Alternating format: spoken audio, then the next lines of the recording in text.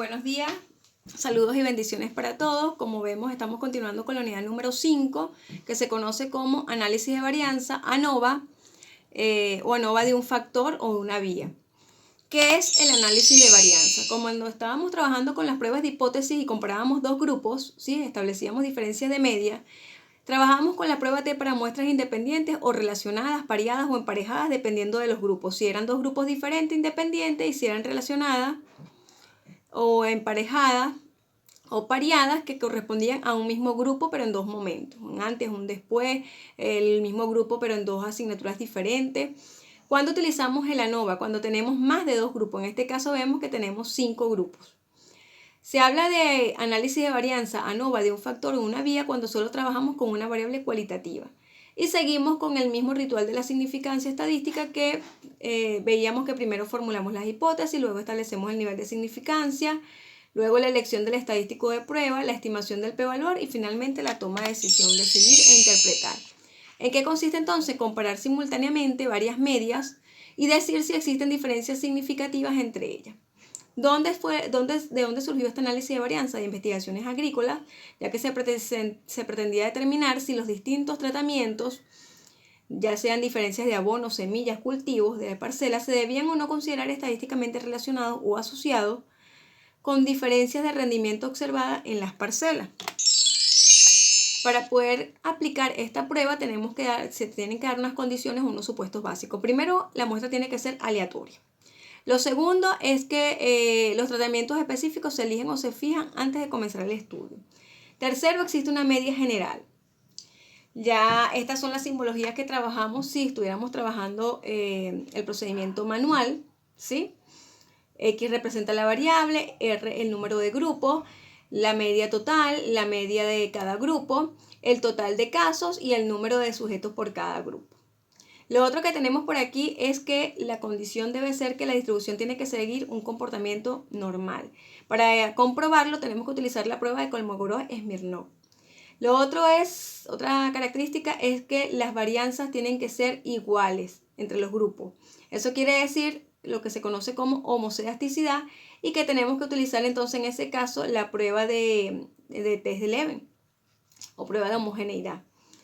Si estamos trabajando con dos variables, ¿sí? Tenemos una variable independiente, que es la variable cualitativa en escala nominal, y la otra variable que es la variable dependiente, que es la variable cuantitativa continua, ¿sí? En escala de intervalo o razón. Hablamos de ANOVA de un factor porque solo existe una variable cualitativa, una variable independiente que es el factor. El procedimiento que seguimos es el mismo que hemos estado utilizando con las pruebas estadísticas, por eso yo les dije que generalmente evaluaba la unidad 4, 5 y 6 en el mismo examen. Vemos entonces que si tenemos 5 grupos, esto es para 5 grupos, lo que hacemos es que la prueba de la hipótesis nula establecerá igualdad entre los grupos, mientras que la hipótesis alternativa planteará las diferencias. Esto es el procedimiento si nosotros lo hiciéramos manual, ¿no? Tendríamos que calcular la razón crítica muestral y la razón crítica poblacional. Nosotros, como estamos trabajando con el procesador, ¿sí? Vamos a trabajar con esta regla de decisión. Si mi p-valor es menor que alfa, nosotros rechazaremos la hipótesis nula. Al rechazar la hipótesis nula quiere decir que nos quedamos con la hipótesis alternativa de que existen diferencias. Pero si mi p-valor es mayor o igual a alfa, no podemos rechazar la hipótesis nula, que establece entonces que hay igualdad. Finalmente, el paso es decidir e interpretar. Aquí tenemos el procedimiento si nosotros lo hiciéramos paso a paso, si lo hiciéramos manual, ¿sí? Si nosotros comprobamos que existen diferencias significativas entre los grupos, si el tamaño de la muestra, si el tamaño de los grupos en cada grupo son iguales, utilizamos el método de Tukey. Si observamos que el tamaño de los grupos son diferentes, entonces utilizaríamos el método de Echefet para saber cuál es el método que me produce las diferencias. Más adelante en la presentación aparece un ejercicio explicado de forma manual. Todo esto, por supuesto, acuérdense que está en Classroom, en el curso de Classroom. Y tenemos este ejercicio. Me dice el CUAN, Colegio Universitario de Administración y Mercadeo, en el área de aduanas implementó 4 métodos de enseñanza para la materia de inglés instrumental. La cátedra de idioma desea saber cuál de los métodos es el más significativo para implementarlo en los próximos semestres. La muestra fue de 24 estudiantes escogidos aleatoriamente, de 20 estudiantes. Aquí eran 20, sin embargo, en el ejercicio vemos que son 1, 2, 3, 4, 5, 6. Aquí son 24. Hay que corregir esta partecita aquí, que son 24 estudiantes. Y corresponden 6 a cada grupo. ¿Qué hacemos nosotros? Esto así lo hiciéramos manual, que está explicado en la guía, pero nosotros vamos a ver cómo se hace con el procesador PSPP. Previamente nosotros hemos creado, por supuesto, ustedes saben que primero al activar el procesador, dándole clic, se activa y pareciera que fuera como el programa Excel, me aparecen una serie de filas y columnas. Recordemos que tengo que crear las variables. La primera variable es calificación, es la variable numérica. Aquí en anchura yo siempre le coloco más porque si no, yo le coloco siempre más de lo que voy a utilizar porque si no te reduce a la cantidad de letras que hayas colocado aquí. Y la metodología tiene que ver con los métodos de enseñanza. En donde dice etiqueta, nosotros podríamos profundizar esa parte que corresponde a las calificaciones de inglés instrumental y aquí a las metodologías utilizadas como método de enseñanza de la asignatura. Después que he creado las variables, que tengo mi variable numérica y cualitativa, recuerden que cuando las variables cualitativas seleccionamos cadena, después nos vamos a nuestra vista de datos y vaciamos los datos que teníamos allá en la base de datos. ¿Cuál es el procedimiento? Nos vamos a analizar y lo primero que tenemos que hacer es comparar si podemos aplicar la prueba. Para poder aplicar la prueba, lo primero que tenemos que hacer es normalidad de los datos. Nos vamos entonces a lo que dice KS de una muestra. Me voy a la variable numérica. ¿Sí? Quiero compararlo con la normalidad porque deseo saber si la variable tiene un comportamiento normal. Un comportamiento normal, le doy OK.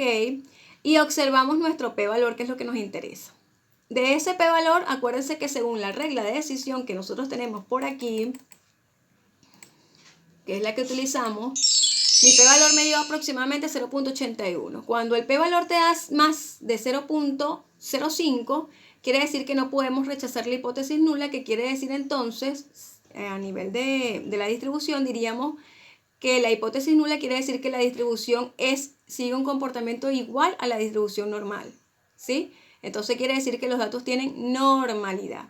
La otra condición es la homocedasticidad. ¿Cómo lo hacemos con el procesador?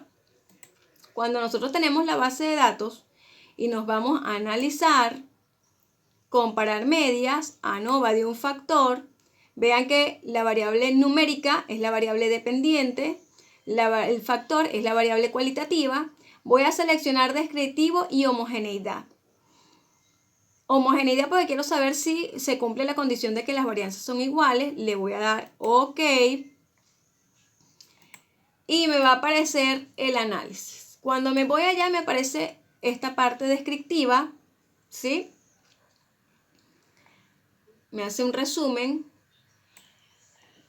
Que era lo que veíamos que era el p-valor que tenía distribución normal.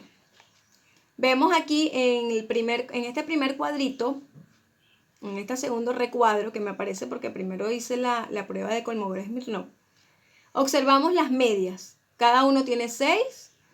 La media mayor es la media del método de enseñanza A, que tiene 15.17, el método B 11.17, 6.17, el método C, y 7,67 el método D. Posteriormente me aparece aquí la prueba de homogeneidad. Observamos la prueba de homogeneidad, nos da 0,63 aproximado. Volvemos a hacer nuestra pruebita. Como el 0,63 es mayor que 0,05, no podemos rechazar la hipótesis nula. En el caso de la prueba de homogeneidad, diremos entonces que las variables a nivel poblacional, las varianzas a nivel poblacional, son iguales. Quiere decir que se cumplen todas las condiciones. Como se cumplen todas las condiciones, yo entonces puedo irme más abajito, en este recuadro, aparece la tabla de ANOVA. Si nosotros hiciéramos el procedimiento manual, me da el valor de F, si lo hiciéramos manual, este es nuestro valor, si lo hiciéramos manual, pero como estamos trabajando el procesador, nos vamos a ir con este nivel de significancia. Observamos entonces que nos da 0.00. Si nosotros comparamos con nuestra regla de decisión, aquí donde tenemos nuestro método, nuestra regla de decisión, observamos que el p-valor 0.00 es menor que alfa, 0.05, que es el que fue establecido previamente. Quiere decir que nosotros rechazamos la hipótesis nula, es decir que entonces lo que planteamos en la hipótesis alternativa es lo correcto. Quiere decir que a nivel poblacional sí existen diferencias significativas entre los rendimientos observados en aquellos 4 métodos de enseñanza. Como ya vemos que existen diferencias entre los grupos, necesitamos saber cuál es el método que produce las diferencias. ¿Cuál va a ser el método que produce la diferencia o cuál es el que deben implementar los profesores o el departamento, la cátedra del CUAN? El que se observe que es mayor. ¿Cuál es el mejor método? Entonces el método A o la metodología de enseñanza utilizada como en el literal A.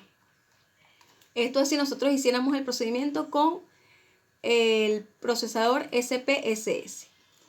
Si nosotros trabajáramos con el StatGraphic, que también aparece en la guía, nos iríamos después de que hemos vaciado nuestra data a comparar ANOVA análisis de varianza, ANOVA simple, colocamos la variable dependiente, la variable independiente, que es el método de enseñanza, le damos a aceptar, me voy a donde me aparece el cuadro de ANOVA, observo que existen diferencias significativas entre los grupos, da 0.00 menor que 0.05, quiere decir que se rechaza la hipótesis nula, por lo tanto existen diferencias significativas entre los métodos de enseñanza. Para saber si existen diferencias, cuál es el método que produce las diferencias, nos vamos a prueba de múltiples rangos y aquí me van a aparecer, vean que en el recuadro me aparecen los métodos de enseñanza, la cantidad de sujetos que hay, la media de cada uno y de último, la que más se aleja, que es el método A, es el método que me produce las diferencias. Según el tamaño de la muestra que nosotros teníamos, que todos son iguales, el método que se debe utilizar es el método de Tukey. ¿Cómo hago para seleccionar Tukey? Clic lado derecho del mouse, opciones de ventana, selecciono Tukey, le doy a aceptar, recordemos que estamos trabajando con el 95% de confianza, le doy a aceptar y observamos que igualmente el mejor método o el método que me produce las diferencias es el método A.